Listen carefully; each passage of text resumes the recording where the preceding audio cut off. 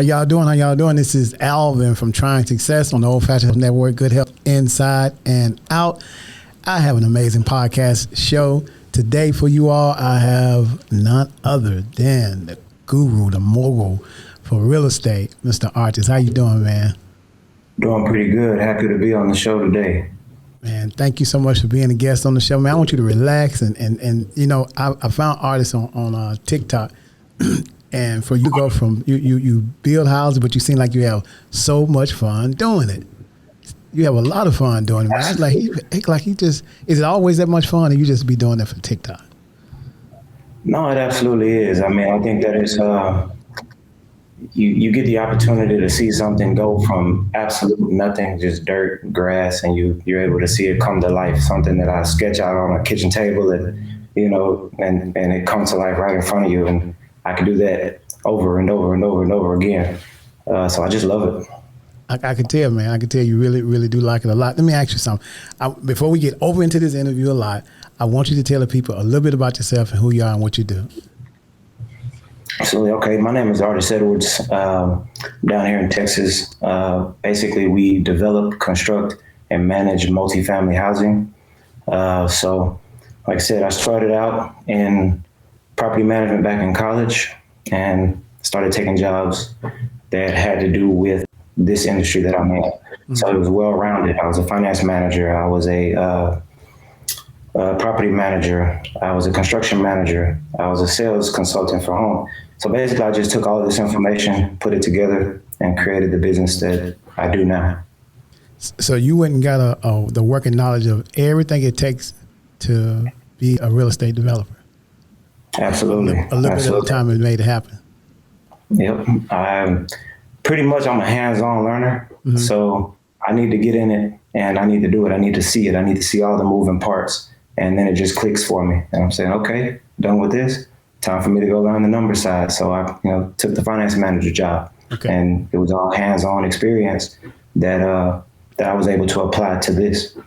So tell me this, what's the fun part? What's the fun side of your job? What do you like? What is the fun part? What do you like that's so much fun about it? Because you and your dog that you have, it's like, this man having so much fun. What is going on? I think it's a couple of things. I think the first thing is all of the different moving parts, mm-hmm. right? There's so many different moving parts in construction, development, planning that it always keeps me on my toes. Mm-hmm. And on top of that as well, I'm a hands-on type of person. Like I said, I love to be able to do any type of construction work, any type of work with my hands. So if you can imagine a house going up at any stage, I could jump in there and just try it myself. At worst, I got to, call somebody in to take it over. But so the day, it's never the same thing over and over again. I wake up every single day, it's something new, whether that's a fire to put out or, just seeing something come to life. It's just that's what I love about it personally. And of course, the time, right? So as a real estate investor, you get a chance to wake up every day and just see what you have to offer the world. And that's what you go after. It's not necessarily this, mundane process. So I love that. So do you remember your very first project, your very first smallest project you got to your very largest? Absolutely. Tell me a little bit about your smallest one. Because, see, I'm one of these guys, when I watched your stuff, it kind of makes me feel like I can sell some real estate. I can get into building or investing because you make it seem like it's and when I say seem like you make us realize it's not as hard as we think it is. We on the outside looking in, and the first thing we start thinking about is we don't have the financing, we don't have this, we don't have that, and then you start listening to the economy. But you keep trucking along like, what economy y'all talking about? From your very first investment, what was that like? So I actually got a house, 2-bedroom, 1-bathroom house. We bought it at the tax auction. And man, I went in there and I absolutely gutted the entire thing out because, I could tear something apart at this point. I didn't know anything about, real estate investing. I just saw a house, said, I'm going to go get it. And I tore that thing apart from top to bottom. And I sat back and I looked and I said, what did I do? It's like, how did I get myself in this spot? And even then I had to take a step back and recalibrate and say, okay, no matter what, I got to put this thing back together because, of course, I'm paying the note on it. I'm, paying the taxes on it. I got to get this thing rolling. And so it was scary, to say the least. But slowly but surely, I learned. You start to meet people. Whenever your back is against the wall, you tend to show up when you need to. So, that's exactly what I did. I just went out there. I started asking questions, shaking hands, and got my little team together, and we knocked it out of the park. So it was definitely a nerve-wracking process after you just spent the most money you've ever spent. I think I was 21 or 22 at the time, and I just, like I said, I just ripped that thing apart, and I thought about it later, and I was like, what did I just do, How do I get my money back? Yeah, exactly. My dad was like, I thought you were just going to come in here and paint, do something. I mean, we were all the way back to the studs, I took the mechanicals out. Everything was gone. He was like, oh my God.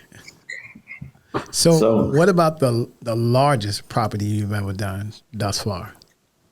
So far, I built a 16-unit apartment complex from the ground up, and that is a story in itself. I know on TikTok the videos roll in 15 seconds, but within that 15 seconds, I got a story to tell. I tell you that it was definitely a process. Okay, so what would you tell a person that I'm gonna set the stage for you, right? They might only have. They'll come out and say, well, I'm already struggling. I don't have a lot of money to start with, but I really want to get into this. What would you tell them to do? Well, this is the exact situation that I was in. When I came out of college, I was in debt. I moved back home. There wasn't a lot of places that I wanted to live in. And I just decided to myself, you know what? This is what I'm gonna go after, and this is what I'm gonna do. One thing that I learned along that process is that you have to create value daily. I decided to push the money to the back end, push even the construction knowledge, push that to the back end of the deal. What do I have to offer here?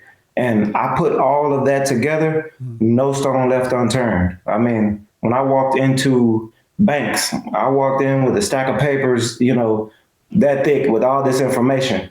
And, they still told me no, but I didn't take that away, I took it as this is a learning experience. So I said, why? Every time I asked them why. Right. And of course, everybody's willing to tell you, what you did, what you've done wrong. So they're naming it. We're not going to give you this money because of this. Whole time I'm writing it down, I go back, I put that together, add it to my plan, and I go to another bank. And they laugh me out there. No. Why? Because you don't have this. So slowly, they're giving me the keys. They're giving me the answers, and I'm writing them down. Okay.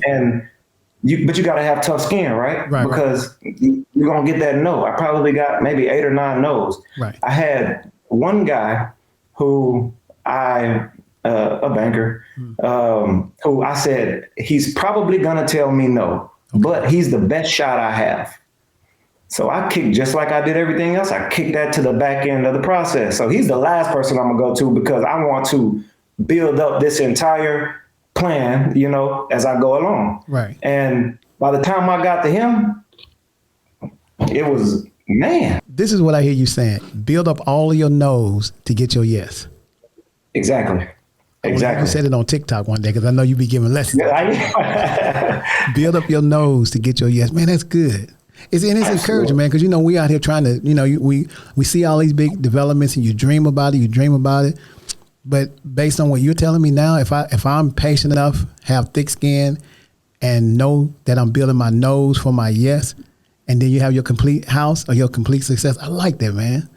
Absolutely. I like that. Build your nose to get your yes. Okay, cool.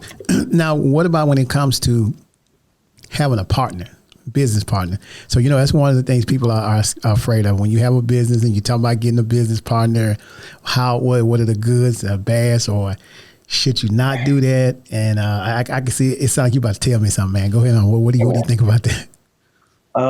Man, you really have to look at business partnership. And I've never been married myself, but you got to look at it like a marriage. It's very hard to separate those things after you merge them and you come together. And so you really have to you really have to use discernment. You have to find people that are on your same page. Me personally, I'm not going that route. I'm gonna do it myself as long as I can, until sense with things clear cut. And but chances are that's not my move. I know some people, they reach to grab partnerships all the time, but it's that's a tough one. It's a tough one because there's so many variables in there, and these are, and the numbers just keep racking up. There's been so many times that I just wanted to let it all go and walk off, Right. and in going through what I went through, knowing that I can't control the other person's, what they're going through, chances are if they felt like I was feeling during that, they probably would have walked off. Right. And only because I was on an airplane at which I didn't have a parachute, everybody else did,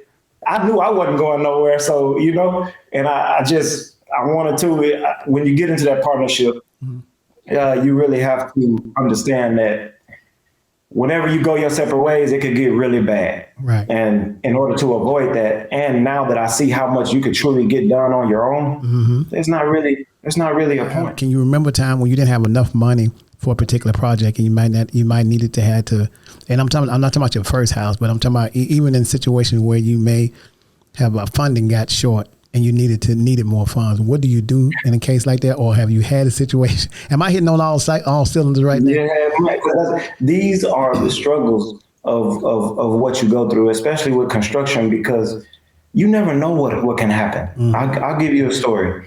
When I was building these fourplexes, the third building in particular, I stuck all of my materials in one of the bedrooms. So this was all the materials to finish out the last three buildings that I had to build. The tile guy broke off the nozzle, the water valve to the shower while he was tiling it, but the water was off. So nobody knew. Well, on his way out, he was washing off his tools, so he cut it on and he packed up and he left for the day. I was gone for the day. And normally I always walk the buildings, every single apartment, every time. That day I did not. And literally water just pouring down and on top of the materials. So I was out of about $40,000 in materials alone, not the, and you still got to get the labor to fix everything that was messed up, fix the materials, plus the materials that it rained on, cabinets, doors, everything that can't get wet, So now you're upside down in the project. Now I'm in a bind. And as a young guy that they just gave a lump sum of money to, and you accountability, right? So I have accountability. I'm not walking back in there to say, give me more money because this happened. This is on me. I didn't walk my building, and my guy did this. And accountability and character is also very huge. Right. So you know what it's time to do? It's time to go get it. You know what I mean? I got to figure out how to do it, and I did. And that's one thing that I'm proud of myself about, because it took everything I had to recoup that and stay on schedule. Wow. Man, one of the things, and I always share this with people, I'm from the South as well. And my mother used to tell me the only way you don't make it is if you give up. That's the only way you lose. And that's how I always go into everything that I'm doing, regardless to how bad it get. And that's probably like with yourself. I'll tell God, listen, this is above my pay grade. I need you to fix this for me because there's only so much I can do. And he always work it out. Okay. Any other investment, or you focus strictly on what you're doing? Yeah, I focus. Well, what I like to do is I like to focus strictly on real estate, but I move up and down the chain. So vertical integration, right? So I'll reach back and I'll start developing. And then, so I bought a skid steer not too long ago where I can build my own dirt pads. And of course, people can call you and say, hey, look, I need a dirt pad. So now you get outside work, plus you save your own money on your own projects, doing it yourself.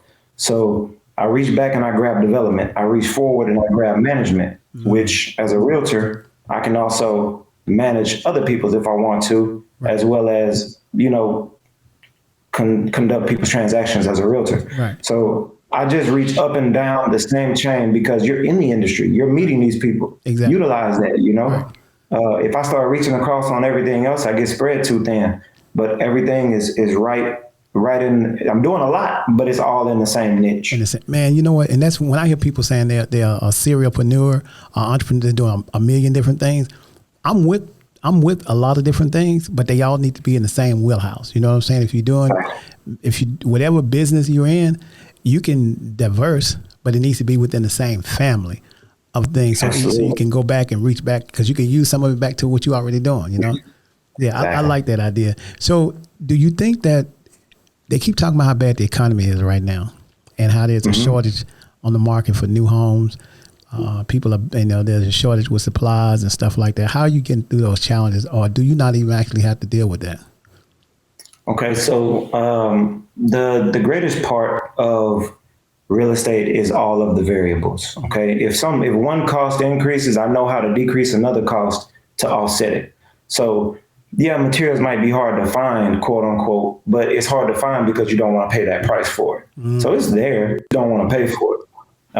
So what I did is I GC my own builds, and then that way it saves you about 20 to 30% on your overall cost of the home or of the complex. Okay. After that, what I do is like I said, I like to work with my hands. So I'm not going to go pay retail price for someone to paint inside of my units. I'll go spend $500, $600, get a commercial grade sprayer, throw the suit on, and I'm gonna go at it. Paint. Okay. Building fences, I build all the fence. Like I said, I do the dirt work. Right. I do the sod.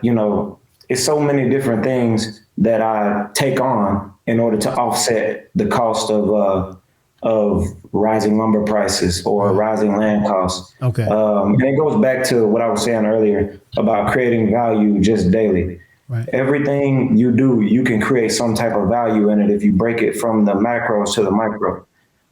Everybody wants to go in and go buy a complex. But there's so many steps in there that you can save money. If you find the land off market, right?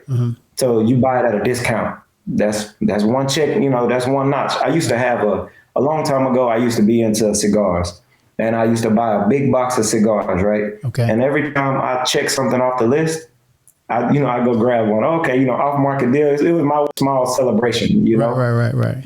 So now we go to site plan engineering. Yeah, I could go to an engineer and say, hey, do this project for me, get it done. And they could do it, but it's going to cost you. Right. So instead, I break it to the micros. There's 3 things here that takes licensed work to do. The rest of this list, you can do yourself.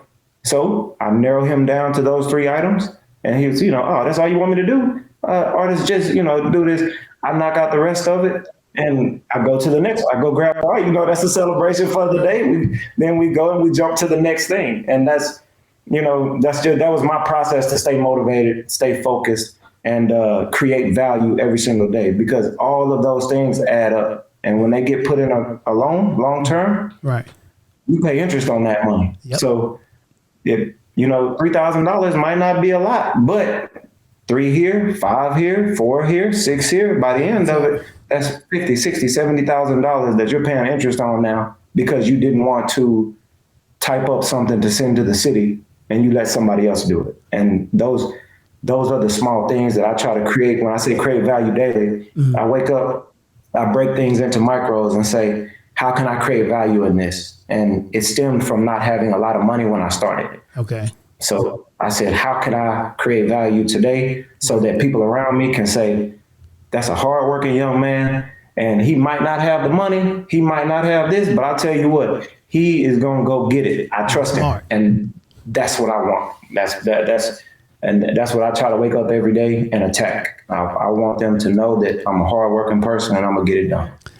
What do you think about these tiny homes, man? Okay. That was the first thing we actually looked at. My dad is my partner, one of my biggest, motivators, because he did so much for us growing up. And I told him, I said, after he retired from the school system, he was a principal for probably close to 25, 26 years. And a part of that was, I'm partnering up with you, and I'm gonna make sure you're good in your retirement. You taking care of me, I'm gonna take care of you. Okay. And so needless to say, we go at it all the time, and that was his thing. He said, I want tones. He called them igloos, but that's neither here nor there. Right. Tiny homes, right? I wanted the apartment complex. And the deal with the tiny homes are, and me and him, like I said, many nights argued about it.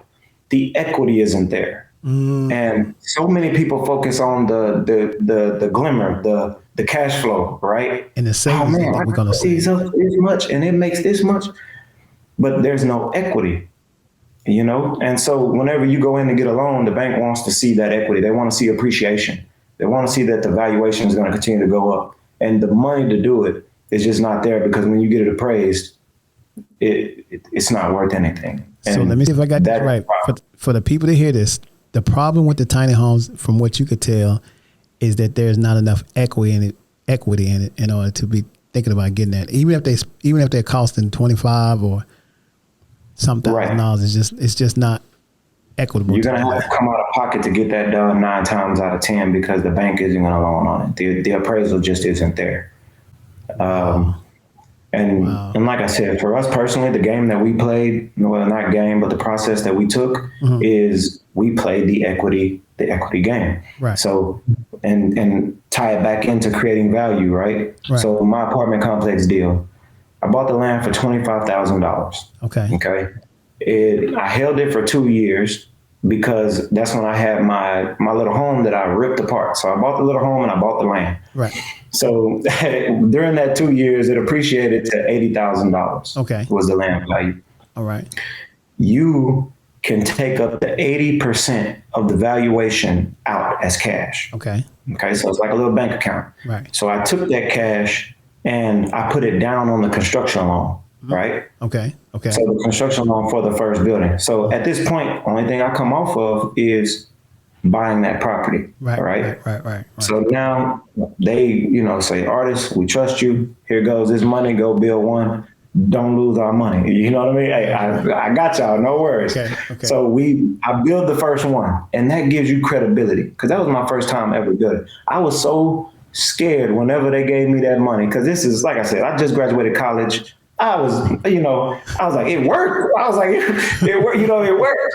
And so I took a job as a construction manager, because I was like, I'm not touching these people money until, when I say people, I mean the bank. Exactly what you mean. I'm not touching their money until I know what I'm doing and I'm comfortable with it. And I think so many people would jump in there. Oh man, I'm going to, I'm going to take this job. Within the first 3 months, they did such a great job of methodically training us how to build homes. And then I was like, okay, I'm going to keep my job, because I still want the hands-on experience, right? But I'm going to now start pulling down. Okay, hey, let's get the dirt work done. So I'm learning dirt work over here. I'm doing dirt work over here. Let's get the slab poured, framing. I'm learning and I'm doing it. And then by the time it got to be too much, I went ahead and decided to leave there without burning bridges. Man, I absolutely love that job. But as you can see in construction on my own, I love it. So I love that job as well. Right. And but I was not going to touch their money until I knew what I was doing. And then when I started to get a grasp of it, we took off with it. And so I took that equity out of that building after it was built. So then they do a reappraisal on it, right? Right. You can take up to 80% again. And it reminds me of my old cost accounting classes. Whenever you buy your product, you mark it up, you do this. Yes. So you're producing a product at cost. Right. So I'm going to have an equity margin, you know what I mean? Right. And I used that equity margin up to 80%, took the cash out, and then that's how I got the other 3. Wow. And from then, I leased them all out. They leased up pretty quick. And they've been full for the past 5 years. And now, pay you. Same thing, right? I'm going to take the equity out, but not all the way back up to the 80%. Right. Because that's what they call the Burr method. And in that Burr method, sometimes you can over leverage yourself. So I'm only going to take it back up to the original construction loan amount that I built it at, and use that to go to the next project. And then within that project, you do it again. So it's a rinse and repeat system, but it's effective if you manage your margins, know your numbers, and be accountable to anything that goes on.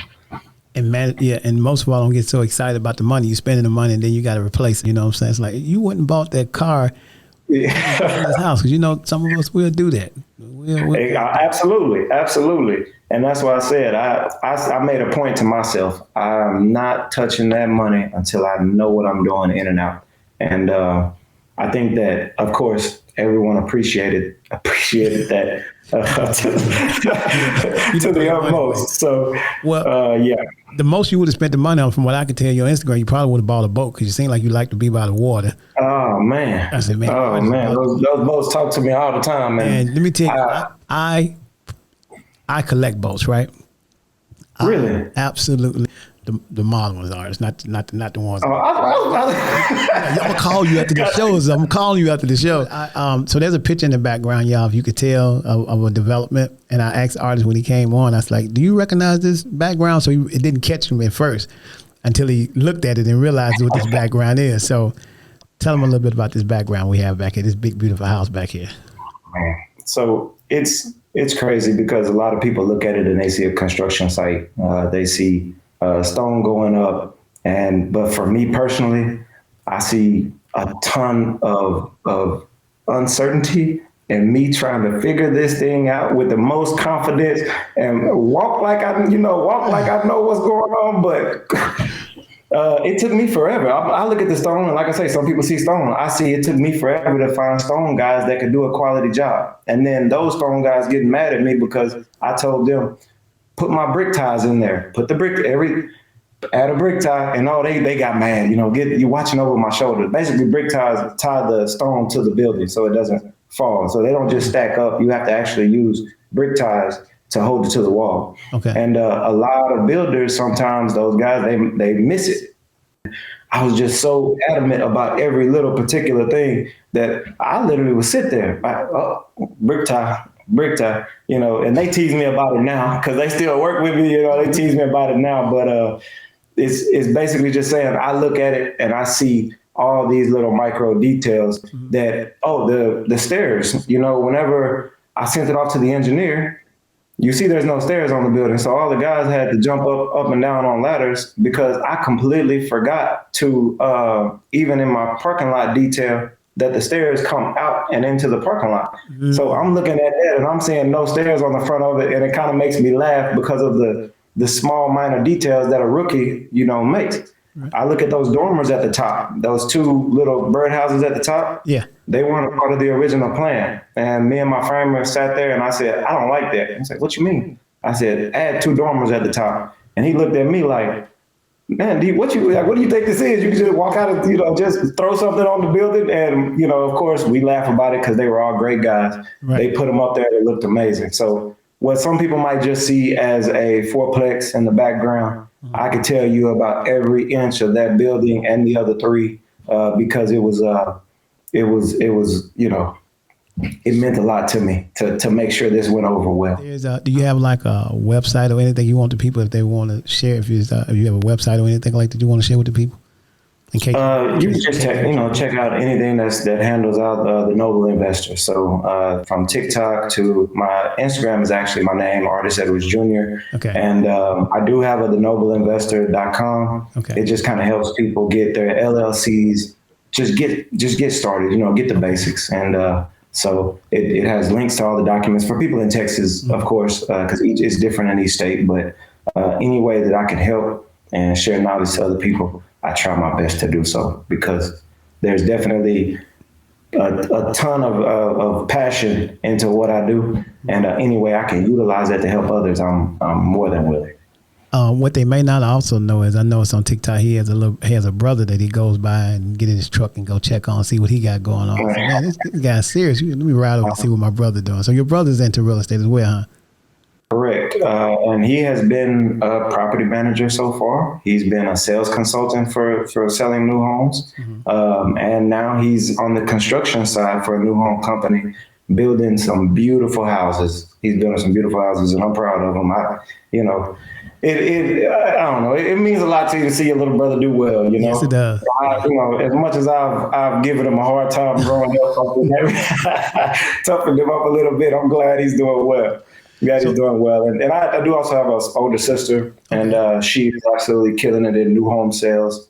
And she has a 16 unit development going up right now. So, yeah, we're all in the real estate industry, and we are enjoying it, to say the That's least. good, man. The whole family is into real estate. And I mean, not just selling, I mean, building. Yeah. That's good, man. Well, brother, thank you so much. Continue to do what you're doing. Now, how far are you from Houston? From Houston. I'm about an hour from Houston. So I'm an hour from Houston, an hour from Austin. I'm right in the center of Houston and Austin. I have a brother that lives in Houston. We're going to play a football game in the fall. I went to school at Jackson State. Okay. So we played. Okay. So you happy? You pretty excited right now? Man. You got prime time over there. State, man. Thank you so much. Have a great rest of the week, and I'm gonna be in touch with you. All right, and make sure you all like, share, and follow this, and y'all follow Artis on Instagram if you want to see a lot, and TikTok if you want to see a lot more amazing stuff. All right. All right. Y'all take it easy. Have a good one. Appreciate it. All right. You too.